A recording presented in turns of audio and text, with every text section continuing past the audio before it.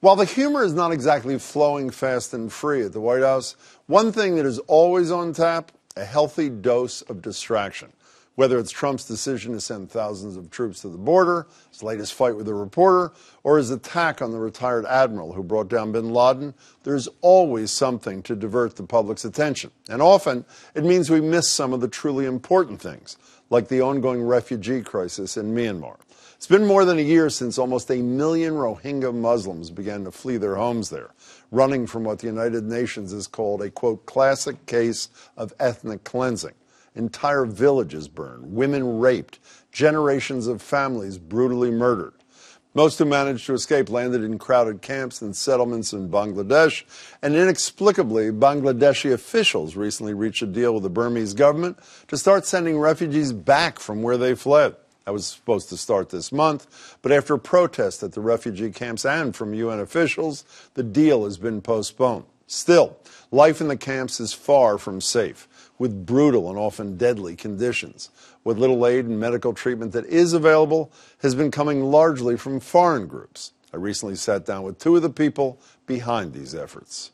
Kel Kelly is the founder of one of those organizations. It's called Humanity Rises. She spent 10 days at a camp clinic in Bangladesh last month. She joins me. Nice to meet you, by the way. Thanks for having me, Jim. With the founder of Kayak and Lola Travel, Paul English, who's on the group's board of directors, and joined her for part of that trip. Paul, it's good to see you again. Good to see you, too. You know, why is the public so fixated in this country on the plight of Syrian refugees, as they should be, by the way, but at least from my perspective, there's no focus at all on these Rohingya Muslims. What's that about, do you think? None. It's almost as if the brand awareness, for as crazy as that sounds, is around the Syrians.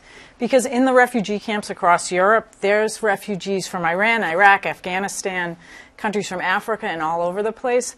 But I think because of Bashar al-Assad and his horrific, chemical warfare against his own people, it's just gotten more attention in the news. Can you describe for another minute the conditions? I mean, I just touched on it a minute ago, and because obviously you've been there and I haven't. Describe the conditions in Bangladesh. Yes. So imagine 1.2 million people in 4,000 acres on top of each other, and they've all been on the receiving end of genocide. So for as much as visually it's incredible, that energy, that negative, that sadness and that stripping of dignity and all of those emotions is so palpable you can't help but be consumed with it. You visited a camp, as I said a couple of minutes ago, Paul, and I read your Facebook post, and you said, my life changed this week. Why? What do you mean? It was brutal to see.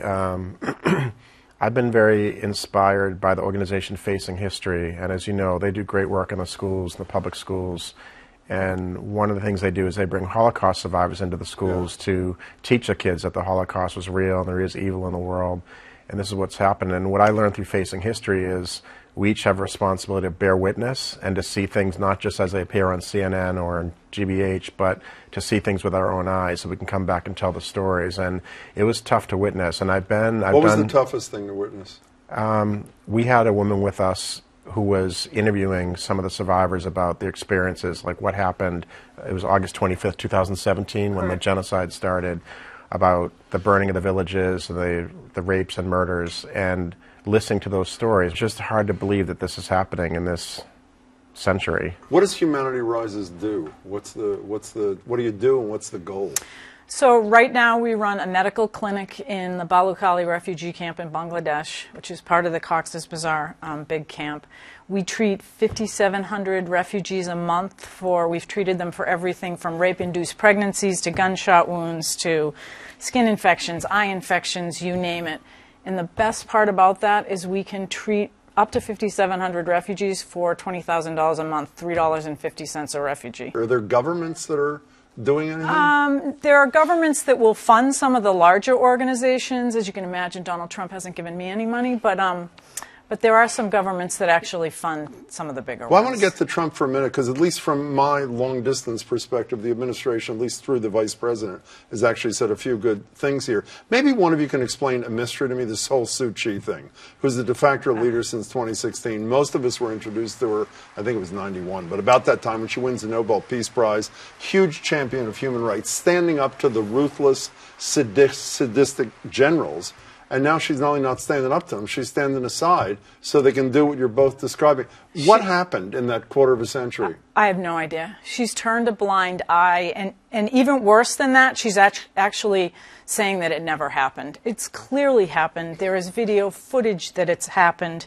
I don't know what happened to her, but the good news is organizations are now stripping her of her humanitarian awards. So I think just last week, Amnesty International ripped one away from her. And by the way, I said a minute ago, Mike Pence was there last week and met with her, and here's what the vice president had to say to her directly. Please watch. The violence and persecution by military and vigilantes that resulted in driving 700,000 Rohingya to Bangladesh is without excuse. By the way, her response, just so you know, of course people have different points of view, but the point is you should exchange those views and learn to understand each other better. In essence, saying to Vice President Pence, he doesn't really understand what the situation is there. I interrupted you. What are you about to say? Did you see what he didn't say, though? He did not use the word genocide. But he did say Rohingya, which from my understanding is not what you're supposed to say with Suu Kyi there. Am I wrong about that? I'm right about that, am I not? Because they're not recognized and considered stateless, yes, honestly, he probably didn't know that. It's genocide. We need to call it what it is. It's genocide. What's the end game here? Do these people want to go back? I'm assuming under current conditions they don't. I wouldn't want to go back. So what is the end game? I mean while you were, thanks to the support of people like you and thanks to the work of people like you and your colleagues, at least some are getting attended to, but there's got to be something at the end of the line here. What is the end of the sadly, the life of a refugee is not very attractive. I think it's 17 years on average that people live in refugee camps around the world. So they're here to stay, and God bless the Bangladeshi people for building housing for these people and training doctors and bringing people to the camps to give them basic necessities. But now what we need to do as a community is try to figure out how they can create jobs and schools and in these refugee camps. And is that really the goal, to create essentially cities in those camps? The reality is that people live in refugee camps for 17 years on average. So what you need to do is try to figure out how to have the best possible living conditions you can do under such circumstances. What should the United States be doing? The United States should be calling out the UN, and the UN should be, first of all, banning any arms to go to Myanmar, and that has not been banned. That's still happening. They should be calling it what it is. They should be calling it genocide. They should be holding them accountable, insisting that the UN hold them accountable for crimes against humanity. But why are they not? We all know that one of the reasons why... And they have to protect the Rohingya, too. They need protection. One of the reasons we know that Donald Trump doesn't want to take on the Crown Prince in Saudi Arabia is, as he said openly yesterday when he's flying to California, we got a lot of deals with these people. What do the generals in Myanmar have that matters some? What kind of extortion do they have to buy inaction on the part of the world? I don't quite get it.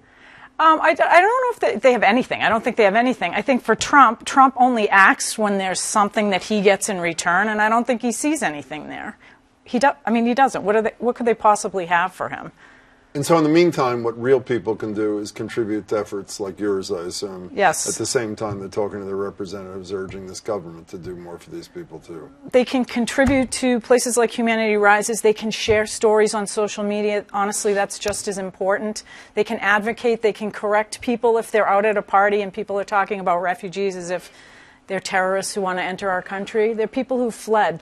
They're the people who ran out of the World Trade Center when that plane hit. It would be like us saying, whoa, whoa, whoa, whoa, we don't want to help them because that guy could be, amongst the crowd, which is ridiculous. They're fleeing from being persecuted, in this case, genocide.